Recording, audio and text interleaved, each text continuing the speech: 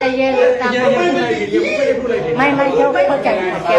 แกคือตอนนี้แกกดดันแกโดนกดดันทุกทางข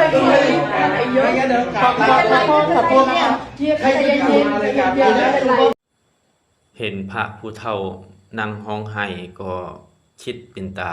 สงสารและดีตนเฮาก็เป็นพระคือเพิ่นเนาะเฮาก็คิดดีตนเพิ่นความสงสารส่วนที่สร้างวัดสร้างวาได้มีความลำบากมีความเก็บปัจจัยได้ส่วนที่ได้สร้างวัดสร้างวาได้บ่แม่นของธรรมดาที่จะมาทำลายบาทเดียวด้วยการข่มขู่การเว้าเท็จเว้าแนวบ่จริงเว้าส่อเสียดนินทาให้เพิ่นเสียใจร้องไห้นั่นเป็นกายทุจริตวาจาทุจริตมโนทุจริตแล้วนี่ก็เป็นบาปแหละบาปหนักเลยนี่